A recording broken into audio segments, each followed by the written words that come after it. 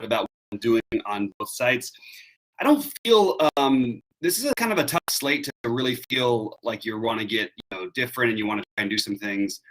I've got a few ideas of what we can do to get a little bit different here, but I don't really to be honest, I don't really love this slate.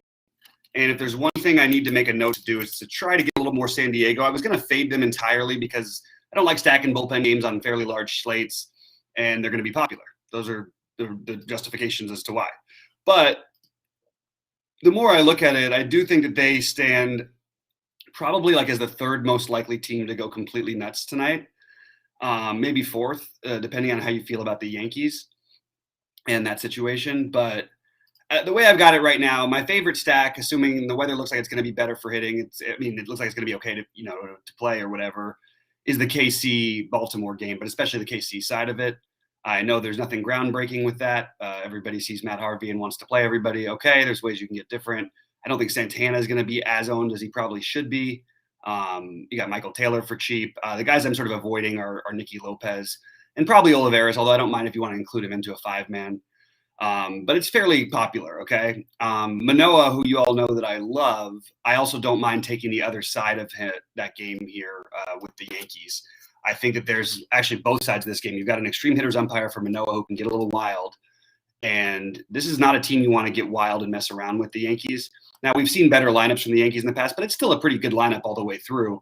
And Brett Gardner, you get the cheapo at the top, and I think other than him, no one's really going to be owned on the Yankees. So I think that's an interesting way to go, or going to be as owned as maybe they should be, whatever. Guerrero, Simeon would be my favorites on the other side, but I do like Bichette quite a bit as well. And Kirk is an excellent catching option at 3.4.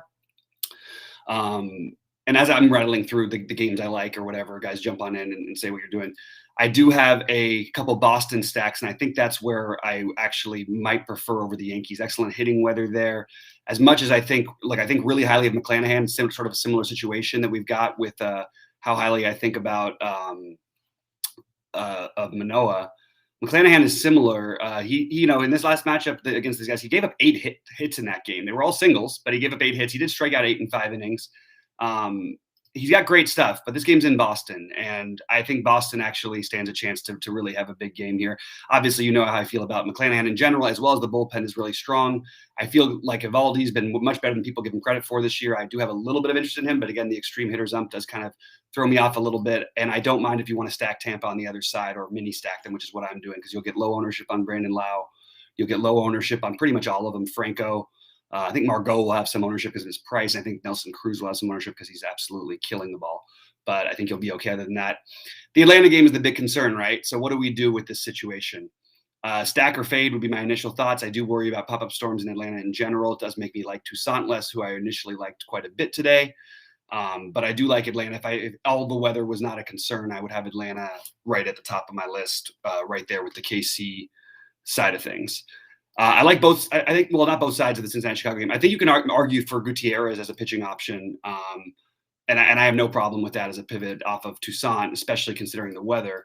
And we know the Cubs can be hit or miss. We know that we've seen Gutierrez with a couple ceiling games. They've been off a little bit the last couple games, but I do think he's interesting. And I think Cincinnati ends up really low owned on DraftKings because their price is on FanDuel, and I just don't think people are going to look their way tonight. And if you can get past Alec Mills, who's pretty good against righties, so you'd want the lefties against him. I think that you could be looking at a big night here. So I'm interested in the Cincinnati lefties, and I have interest in Patrick Wisdom always, as well as Ortega. I think is interesting for this matchup. Another sneaky stack that I have actually a couple of. I have a lot of Eduardo Escobar. I like his price at third base. I think that this is a really good. I think Gibson's a good real life pitcher, as I always say, but he's definitely can be combustible. If he can be around the zone, he'll give up some home runs. And I think getting like a 3 or 4 man stack of Milwaukee, there's your primary or your secondary stack, is an interesting way to go at 0 ownership. I like the lineup they're rolling out. It's a lot stronger with Escobar there. We haven't had Escobar, Wong, Vogelbach, Yelich there all season. So I actually kind of like the Milwaukee, the way they're rolling it out.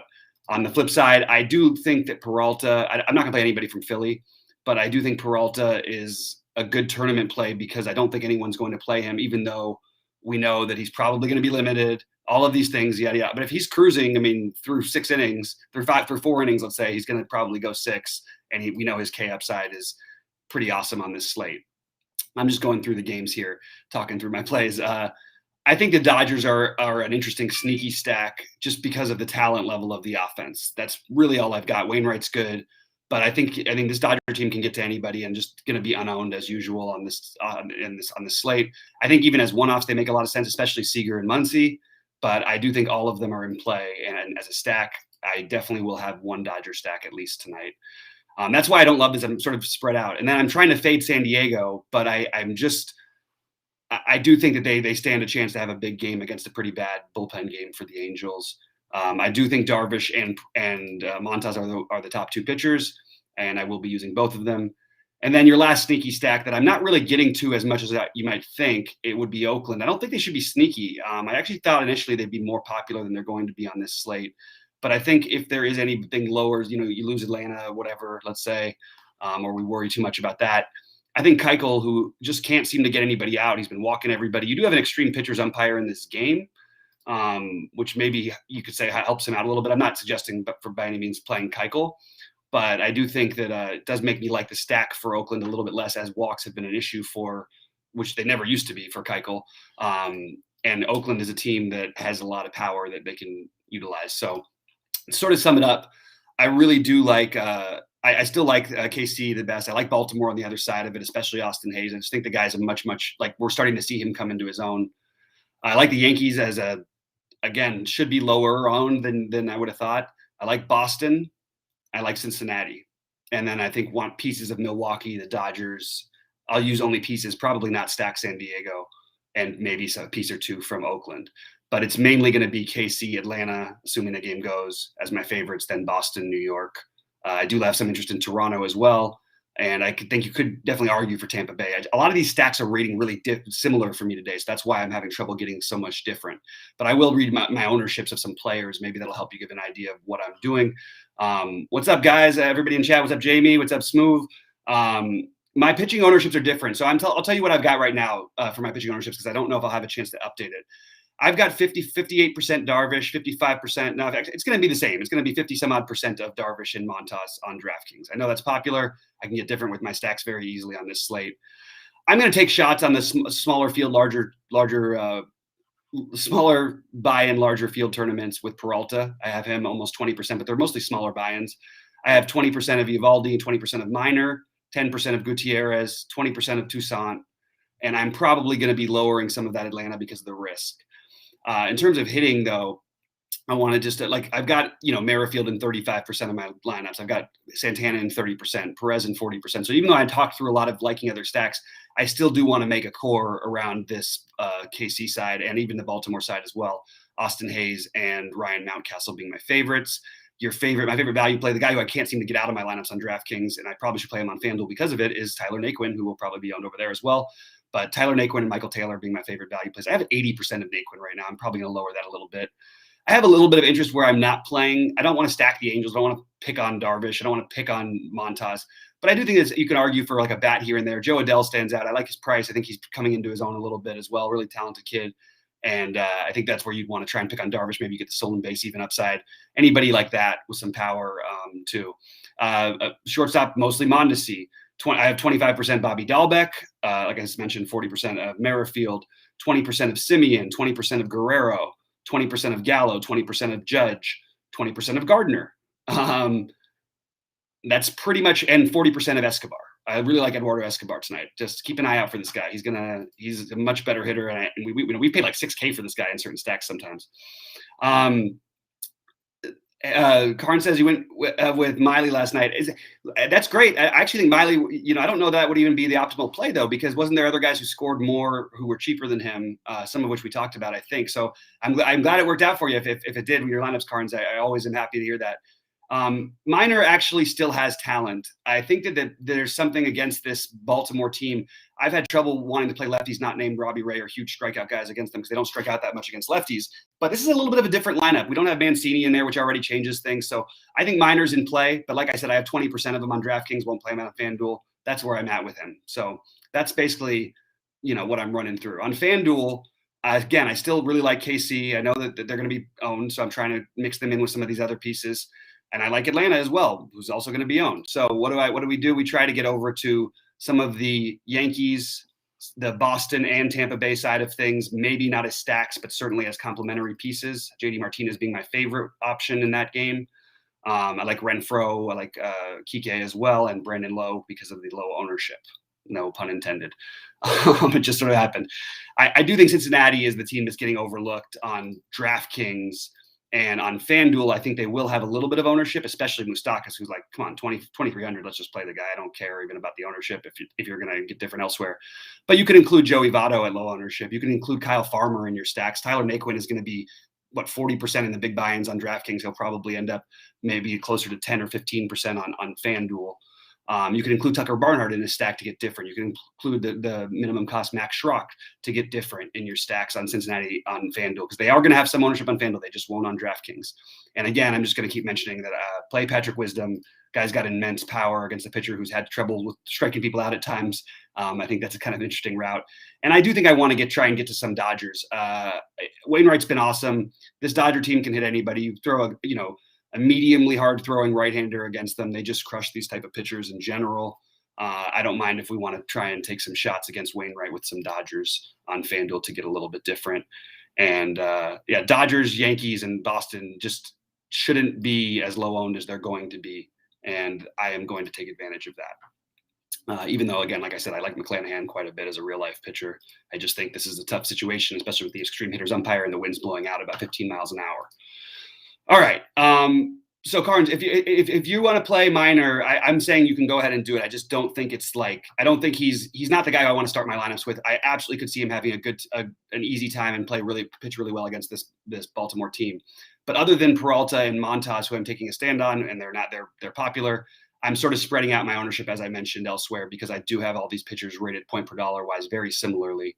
So that's just the way I'm doing it. And like I said, I want to mix in a little bit of Peralta because I think the ownership will be really low. And I understand it. There's a good chance we only see 50 pitches out of him. I think that if he's rolling, which is definitely possible for him, he's an excellent pitcher. You're going to see him maybe extended a little longer. They do still want him geared up for the playoffs. And maybe, if they can get him to, even if he throws 90 pitches, there's still a chance he's ends up the best pitcher on the slate. But I think you want to use him with the other high upside or even popular guys like Darvish or Montas, because I do think one of those guys puts up a good number tonight. I really like Montas as a ton as a pitcher, but I never really always go out of my way to pick on these White Sox. Although they don't walk a ton, they do strike out some, and I think that's where Montas is why he's in the up there for me. Actually, from just from a total logical standpoint, you see Darvish against a weak Angels lineup that doesn't even have Ohtani, and it seems like the easier play. I think that is probably the easier play. But I have Montas rated really similarly because I just think he's in a better form than Darvish is at this point of the season. A bunch of St. Louis in your optimal. Okay, I have zero interest in St. Louis, but again, anybody can do what they want to do. I did not even cross my mind to play St. Louis today. The Dodgers with a fairly bullpen-ish game.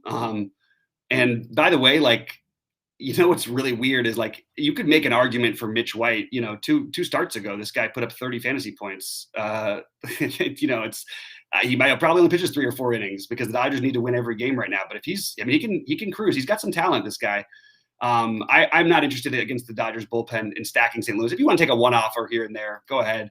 I just don't see them as being a team that I would try and target. I would actually, personally, I'm trying to actively get away from them. Their prices make them playable. Nootbaar being one of them, a guy I always like to play. But you got Nootbaar, Bader, Molina, and Sosa all really cheap. So if you play 2 of those guys with 2 other ones, of course, it's going to optimally try and spit them out. I think if I was going to play any of them personally and try and target, which I don't think is the best option, it probably would be Goldschmidt for me. All right, guys, ask any questions or whatever. I'm going to get out of here in just a bit. Just move, but I'm just saying, I don't think that you need to cross them out. I'm just telling you what I'm doing. I don't see that as being the stack that I want, but individual bats from there, I can see with the price why you're getting them. And I don't think it's terrible. I just don't think that's where I'm going at all personally. And because this is a funny slate, because it's a big slate that feels like everyone's small in what they want to do. But the truth is we've got a lot of really talented offenses, and some of the ownership projections I just really have questions on, because you really telling me that Boston now with a run total that's jumped up to 5 on each side that, we're not going to be playing Boston guys? Other than Dahlbeck, I think we should be playing some Boston guys. I think we should be playing some Tampa Bay Rays. Again, I don't know about it as the main stack, but I do think they keep popping up for me as that secondary stack along with the Blue Jays and Yankees. Just in terms of talent level of offenses, shouldn't we that be what we attack when we have everybody rated so similarly? I think yes, unless we have, if we had a horrible pitcher that we could take against these other guys, let's go do it. But these are just much more talented offenses. And if everyone's going to switch over to, play the KC Baltimore, maybe you pair it with some offensives you actually like. Favorite bats, Aaron Judge, but he's expensive. Joey Gallo would probably be second, followed by Stanton for me on New York. And then obviously Guerrero, Simeon, and Bichette, as I mentioned before. You also have the really cheap option of Corey Dickerson, who could turn into someone else, but would you really want to bring in a lefty to face these Blue Jays, considering they're almost all righty bats? I don't think so. So one thing I'm going to actively do, though, is because I have so much of Tyler Naquin, is to turn a few of those into some Corey Dickersons, because you have the same price, and I think it's going to be significantly lower ownership. So that is what I am going to do as we speak before I forget. Yeah, I think I've got to take Peralta out of that thing, though, too. Yeah, okay. But yeah, drop in any questions, drop in any other thoughts. DF wants to play Vladimir, but that Cubs game could go off. I think it could too. I think it's a sneaky game to target, especially the Cincinnati side. I'm not as interested in the Chicago side, but you have a bad bullpen behind Gutierrez, who's had trouble at times. So absolutely, I can get on board with it. I don't think that's what I'm going to do. The Cubs side, outside of Wisdom and Happ, maybe Ortega. But it'd be more of a mini stack for me. But I definitely think it's viable. I think it's extremely viable to go with that route. I have zero problem with it at all. Let's do this. We're going to put in Dickerson. And we are going to put in, that's another thing to do is if you're going to play Cincinnati, even though they're going to be lowish owned anyway, to play a stack without Naquin is kind of an interesting route. And that's something that I'm doing a little bit of in the interest of full transparency. I think it's not a bad route to go on this kind of a interesting slate, let's call it. All right, let's get to it and see if there's any questions or thoughts in the chat that I haven't addressed. Doesn't look like, what pitcher are we going with on FanDuel? For me, it's pretty simple. It's going to be one of the two in my main lineups. It's going to be one of Darvish or Montas. And right now I'm playing both. Those are my pitchers. So I don't have a whole lot of interest in trying to take. Look, if you want to take a shot on Manoah, there are strikeouts in the Yankee lineup. I don't like this pitch. If it was if you had the same umpire that Montas had, I would definitely take a shot on doing that. I just don't find myself getting there quite today. But I thought about it. I did think I don't think it's like crazy. Manoah, you're looking for ceilings here, and I think he's a guy who definitely fits the bill, who could have a huge performance against a high strikeout Yankee lineup. But it's just a little tricky with it. Same thing with Eovaldi. You have horrible pitchers umpire. So it's kind of tricky. Not that you should let umpires dictate everything, but when you have these guys close and you're looking for pivots, I'm just going to stay with the guys I feel comfortable with and try and get different the ways that I'm talking about. I'm going to get out of here in a few minutes so I can finish building my lineup. So I'm going to give it a minute while you guys just go ahead. I'd love it if I could just show you what I'm doing and you guys could check it out. A little heads up, guys, I will be recording with Rody shortly in a little bit. I got to confirm with Brody. If you're in the chat, confirm with me what 7 your time is, my time, or what it is East Coast time, because I get mixed up with working with so many people all over the country, and I also have some site meetings I have to do now that I'm finally back home and ready to let it fly. I'm up to 50% of JD Martinez, by the way, on DraftKings, and I'm going to try and get some of them on FanDuel. I really think that the Braves would be the team that, if people are going to get off of them because of the weather, I think then we have to jump off. I just think they're going to be really popular, but I still really like them. And maybe you can get low ownership on Rosario to round out a stack. I think you can get low ownership on Duvall. No, it won't be low on Duvall. It'll be medium on Duvall. But Riley, I don't think is going to be that owned at 5,400 on DK. Dansby Swanson will be the lowest owned, I think, if you have 5K. So you can get different with your stacks, and that's probably what you want to do if you're going to play Atlanta. Don't just play Soler, Albies, Freeman, and d'Arnaud, because that will be the most popular four-man. If you're going to do that, include one of those other guys as a fifth man. After baseball lock, yeah, I can do that, Rody. We'll keep our phones on in case we get any late news. I do have an 8 Eastern site meeting, but we can get stuff done with that anyway. Sounds good, Rody. So So Kevin's asking the question I just sort of went over a bunch of times about the weather issues. I am moderately concerned. I am not playing Atlanta one-offs, but I am stacking Atlanta. Just gonna happen. That's what I got. My big buy-in stacks on DraftKings are, the main stack is the unfortunately popular Royals, but the other ones are the Blue Jays, Yankees, Reds. Those are my other three favorites to go there. So that is where we're at, guys. I'm going to wish everybody luck out there. My ownerships, again, if you have any questions about my ownerships out there, they are a little bit different, and I don't know if I'm going to have a time to edit them with my lineups before lock. So I'm trying to give them all to you just as we speak. You know, on FanDuel, I'm only playing a couple of the big buy-in lineups, and I am still heavy on the Atlanta KC side of things. But I just think you want to try and get different within those stacks using some of the bats we talked about. And I think that I want to, play Atlanta without a lineup without Albies or something like that in your stack. You know what I mean? Like something like that to get a little bit different. But the other stacks I mentioned, I do think the Toronto, Boston, Tampa situation is something that people should look into. I'm going to make a quick change here and play Albies in the lineup I don't have that has these guys. That will differentiate me just a little bit. Yeah, I had a good night last night. I hope you guys did as well. It was a fun one. I really thought I was gonna have maybe a little bit more of a chance, but it was top 20 in like all the big things. Just I didn't play that many lineups, and felt good to to have some solid lineups. And my takes I think were pretty much on point. Just didn't quite get there, and that's just the name of the game sometimes. All right. It looks like everyone's out there. Good luck, everybody. We'll hope to see you at the top. Really appreciate you guys tuning in and being a part of everything. We are going to cancel anyone who's not a member. They're going to be removed from our Discord by the end of the month, as well as Sheets is doing a survivor pool, and we're going to start making some of those things for premium only, some of the videos. Just wanted to give you guys a heads up on that, but we appreciate you guys staying with us, and let's crush it tonight. Good luck, everybody.